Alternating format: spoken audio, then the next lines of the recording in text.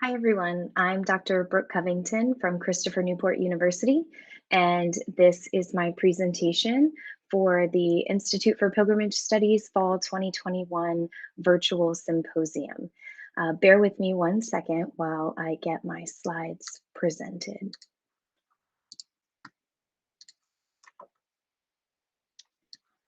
Okay, here we are. Okay, so welcome to our panel, Introducing Technology to the Pedagogy of Pilgrimage. As I said, I am Dr. Brooke Covington from Christopher Newport University, and my presentation is called Seeking Social Justice, the Process of Podcasting Pilgrimage. I want to give a little bit of background about myself because it'll help kind of contextualize the work that I'm doing. I am a Virginian through and through. I was born in Richmond, Virginia, and I completed my PhD at Virginia Tech in Rhetoric and Writing Studies. And my research primarily centers around the rhetoric of memory objects, mostly public memorials and monuments. So if you look to the pictures at the top of the slide, the center picture is an image of the April 16th memorial at Virginia Tech, which was the focus of my dissertation research. And I mostly focused on different memory objects that are brought to the April 16th memorial, which you can see pictured in either of the side photographs there. So I'm heavily interested in memory sites, and it truly, through this work, I was introduced to the concept of rhetorical pilgrimage. So Hassan defines a methodological approach for analyzing the rhetoric of public memorials that he calls rhetorical pilgrimage, which encourages researchers to consider the journey to the memorial. So, not just the structure itself, but the journey to the memorial, the roadways, the scenery, the climate, noise, any people or objects met along the way as an essential part of the encounter, which really expands what we might consider as rhetorically influential to our readings of those memory objects. So from this brief introduction to rhetorical pilgrimage, I started getting more and more interested in pilgrimage studies. I am still a self-proclaimed newbie when it comes to pilgrimage studies, but I was interested in learning more. And so I turned to Greenia here for different elements of pilgrimage, which include celebrating a physical location as a site of symbolic or sacred value, moving from one's customary position to take a voyage of some kind, savoring the goal of the trek where discomforts and ordeals are not just tolerated, but may be welcomed and embraced as essential components of the quest, being present at the site that others have designated as significant for non-material reasons, where being there is transformative and enriching, accepting that there is an imprecise but presumed value to the journey, and then creating an enduring memory to return to later in life. So that definition of pilgrimage I find really, really helpful.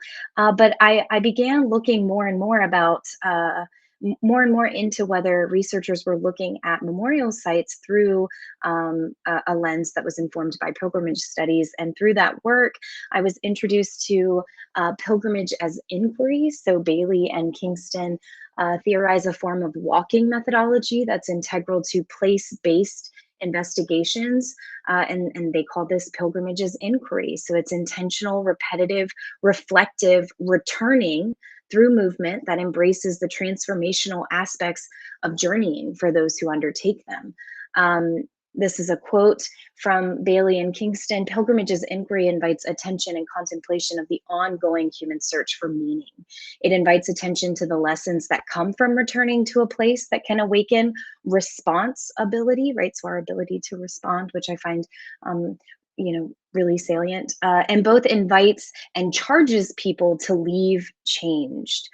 So I really value that definition. And this notion of pilgrimage as inquiry really seemed appropriate in my approach to studying the rhetoric of public memorials, and specifically their connections to issues of social justice, which is kind of the focus of this talk. So I began thinking more and more intentionally about how I might bring pilgrimage as inquiry into the classroom. That was one of my big goals once I was hired at Christopher Newport University, even in the midst of a pandemic, right? But thinking about how we might get students out of the classroom to engage in these kind of transformative encounters was a main goal of my pedagogy. So in the spring of 2021, I taught English 454 writing as civic engagement. My fellow panelist, Aaron Martin, is going to speak a little bit more about his experiences in this class. And his presentation is obviously uploaded as part of our panel. I encourage you to check it out. But in 454, which is primarily a grant writing course, we focused on a local Confederate monument controversy in Isle of Wight County. And no, that is not a joke. It is actually called Isle of Wight County, and there is a Confederate monument. There was a Confederate monument located in front of the courthouse, since the early 1900s there. So this became a huge controversial kind of lightning rod in the community. I think mostly following the summer of 2020 and the social and political unrest we experienced there, especially related to the Black Lives Matter movement. And so folks were awakening to the harm that these structures were performing in their local spaces. So, as part of English 454, I invited student groups to write grant proposals to fund their idea for addressing this controversy. So, their ideas could include displacement, right? Relocating the monument, contextualization, right? So, adding something to the monument or to the memorial site, right? The monument site, to contextualize what this statue stands for and its history and its origin, or maybe even something else. I don't want to go too much in depth in what we did in this course, but one group proposed a unity festival as an appropriate response to repairing some of the community relations that had been damaged as a result of this structure. So the students were very inventive in their approach to writing these grant proposals. And part of this project really required familiarizing the students with Isle of Wight County and its monument. So I began actively looking for ways to share the journeys I had taken to Isle of Wight County. So one thing that's you know obvious to anybody who's made the trip to Isle of Wight County, right when you get over the James River Bridge, you're met with many cotton fields, which was disorienting and I was absolutely awestruck at these like fields of white. It was an interesting experience, an interesting contextualization to why I was even journeying to this space, especially thinking of the enslaved peoples who had likely worked these fields, right? And so part of that journey and sharing that journey with students was really talking about the encounter with, going over the James River Bridge, leaving Newport News and going into this new space that was across the water, being met with fields of cotton. The and when I first went there in the summer, right, these very white fields of cotton, and then eventually getting to the courthouse where we see a Confederate monument that stands kind of right in front of what used to be the county courthouse and is now mostly administrative buildings, but still adjacent to the newly expanded courthouse space. So I started sharing, through class time, just different images that I had collected of my journey there. So when you first pull into the parking lot, you're met with this building, which used to be the county courthouse, in the big image. If you look to the upper right left, it's kind of in the center, right? But that is Boykin's Tavern, which used to house folks who were traveling to the courthouse. It is a historically protected site now, Boykin's Tavern. And then that's more of a direct shot of going up to what used to be the courthouse. So trying to really set the stage for the students in terms of what this place looks like.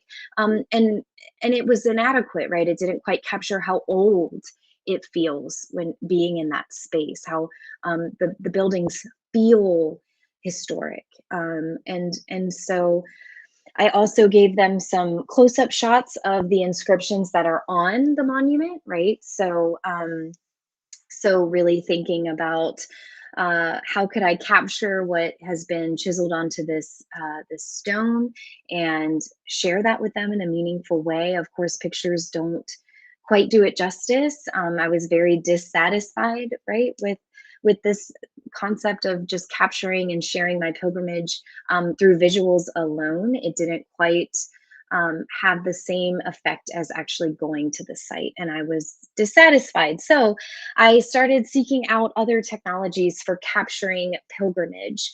And that led me to the National Humanities Center Podcasting Institute in the summer of 2021, actually, where I met my fellow panelist, Allison Smith, who is also sharing her experiences with podcasting as a form of pedagogy. And so, another shameless plug, I encourage you to go check out Allison's great work as part of our panel.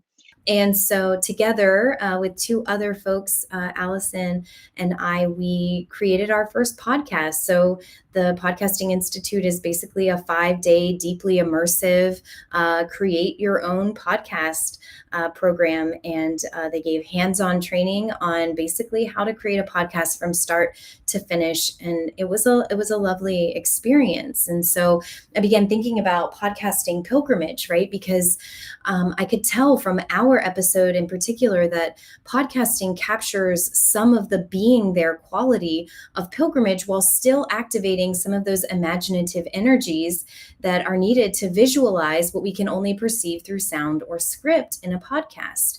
And so I do want to share a little bit of our podcast episode with you all.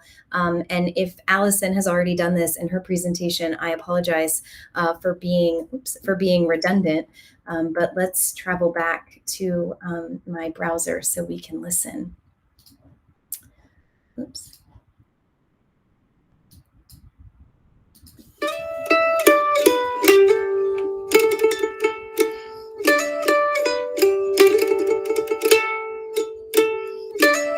Welcome to A Sense of Place, a podcast about how we interact with our surroundings, their pasts, present, and futures. I'm Neil Ware, and on this episode, we invite you to come with us through 4 distinct places in the southeastern United States. These are the places we call home, places where we work and dream. They're complex places with troubled histories to uncover, acknowledge, and recognize. And yet, they're the places we find love and joy. The love of our family and friends, joy of resilience and communities, and the love of teaching and learning. These are our stories of place. We're going to start in Newport News, Virginia, where we'll walk on the Warwick River with Brooke Covington. Then we'll move to North Carolina, where Jim Harper will take us on a bus tour down Durham's Black Wall Street. After that, Allison Smith will revisit Charleston's past and her own history with the place.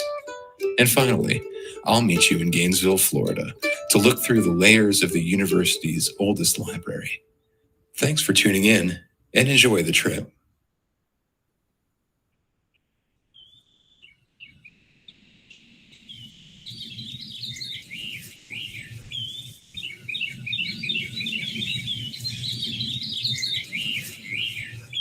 Walking brings me to a place, a physical one and a spiritual one.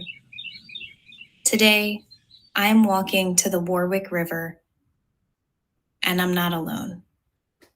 The birds, the crickets, the wind, the swaying grass, the music of the river isn't created by water alone. The birds provide the melody, the crickets create harmony, set the rhythms, the winds are percussion, and the swaying grass provides a near constant sound of applause, guiding us through our walk. I say us because in addition to the birds, the crickets, the winds, and the swaying grass, I walk with my dog Riley, who is as close to my heart as my voice feels in my chest. All right, so there's part of our podcast, just a little brief snippet. I can't play too much, but if you're interested, all of those podcasts are housed on the National Humanities Digital Library, so you can look us up. But from this experience, it was truly amazing. And I started thinking about how I might bring podcasting and pilgrimage into the classroom. And so this fall, I am teaching IDST 250, Introduction to Civic Engagement and Social Justice. And so I decided that part of this class we would use to create a podcast to share our pilgrimages as inquiry aimed at social justice. So what this looks like, I have teams of 4 students, and then each team creates 1 podcast episode. So 4 student episodes plus 1 instructor episode, because yes, I will be making my own episode. That will be season 1 of the Tidewater Project. So I've been thinking a lot, and invite you all to consider the role of podcasting and pilgrimaging in the pursuit of social justice. So the Tidewater Project is a public-facing repository that we're going to use to share journeys to sites of significance in our local community.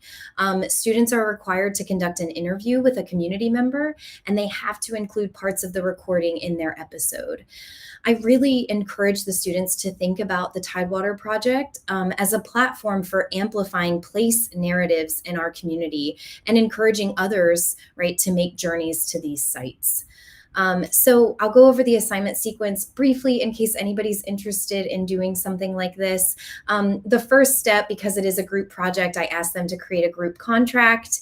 Then we do a podcast proposal, right, where they have to write out a proposal with an outline of their script, basically, and an overview of their topic and who they plan to interview in proposal form. And we meet, and they have to get their proposal approved, right, before they can move on and produce their episode. We also have an interview protocol and informed consent assignment. So I go over the dimensions of participatory research, right? Ethics in research. We talk about informed consent. And I ask them to generate strong interview questions. So we go over what strong interview questions look like. And then the last step, they have to submit their podcast MP3. They have to perform a transcription of their podcast. And then they offer any notes, right, to their podcast. So any citations that they used, any shout outs that they want to mention. And then I also ask them to create cover art for their episode. And then the end of this semester, we're going to have a listening party where we'll have episode reviews and an opportunity for reflection, right, where they can look back on this experience and think about it in an intentional way about how do we connect podcasting and pilgrimage and social justice, right? I will say, I'll give you a little preview. We're in the middle of this assignment, so I don't have any recordings to share with you, but one of our first episodes is going to relate to Walker's Green. So this is a picture of some of my students. We made our own tiny pilgrimage to Walker's Green, which is a site of kind of deep turmoil in our community. The origins of Christopher Newport University are actually a little dark in the sense that a predominantly Black community, predominantly Black neighborhood, was displaced in order for Christopher Newport University to exist. And so that's called the Shoe Lane controversy, right? And so we talked about what's at stake, right, and where our campus is located, and what it means historically that where our campus sits actually caused the displacement of a pretty thriving African American neighborhood. And so there is a marker on campus to show, right here it is, to show that this occurred, but still an interesting place to make a pilgrimage to, and especially in terms of notions of presence and absence, which I encourage the students to think about, but also hopefully will make for an impactful podcast episode during our trip to let's see, are you guys seeing the right slide? I just want to make sure I'm showing you the right screen. We'll try again. Hopefully you all are seeing what I'm seeing. Oh, it looks like you are. Good. Okay. So during our podcast or during our pilgrimage to Walker's Green, I invited the students to do some reflection. And as you can see here, we had some folks doing some written reflection. This is a poem that a student wrote. We had others making maps, others drawing comics. And so it was a really great experience, I think, for the students to have an opportunity to make a pilgrimage, even though it is located on campus, but to really intentionally go to a site, return to a site, and sit with kind of the significance of that space. Last but not least, I want to go over some of the lessons that I've learned just in the past couple weeks pursuing this assignment. So I will say that if I could go back, I would fully engage in project-based learning with this assignment and commit to a semester-long podcasting project. We actually did not get started on this until just about right before midterms. And I think the next time I teach this course, I will begin with the podcast basically from day one, because there's a lot that goes into it, and it would make sense to really stretch out as much as possible this assignment. I will also say that I think in the future, I will develop the episode list as a class, right? So we would develop the episode list together as an entire class. Right now, I put the students in specific groups and then ask the groups to come up with podcast episodes. And I think in the future, it would make sense to kind of together as a class come up with some ideas and then whittle down to the best ideas and then collaboratively write the episode proposals. I think then I would invite students, once we have the episode list finalized, then invite the students to apply to join an episode team based on kind of their interests and skill sets. And then ask the students as part of that application to select kind of their top 3 episode choices or top 2 episode choices, and then create groups based on individual preferences and skill sets as they were identified in the application. Right now, like I said, I just put the student groups together based on, personality traits and what I could perceive as skill sets. I think in the future, I would take more of a grassroots approach. And then, though we did make a trip to Walker's Green, I would love to practice pilgrimage more intentionally as a class to really get out of the classroom. And so that's a big lesson learned. I'm not sure how I can make that too much of a reality, still living with COVID-19 kind of bearing down on us, but I'm hopeful that there will be room for this kind of work in the future. Overarching lessons learned, I really want to encourage everyone who's listening to kind of think intentionally about the role social justice plays in pilgrimage studies. And to include students in conversations about the connection between social justice and pilgrimage. And also to complicate who gets to define sacred places, right, and where those exist, and how these places might be interpreted differently by dominant and marginalized populations. And so those are some, I don't know if I have any answers or any real key arguments in this. This is all still kind of unfolding. It's emerging for me. And so I invite you all, if you have any feedback or any question, those are my references, any questions or comments, please reach out to me. I would love to talk more about this project. And thank you very much for joining me.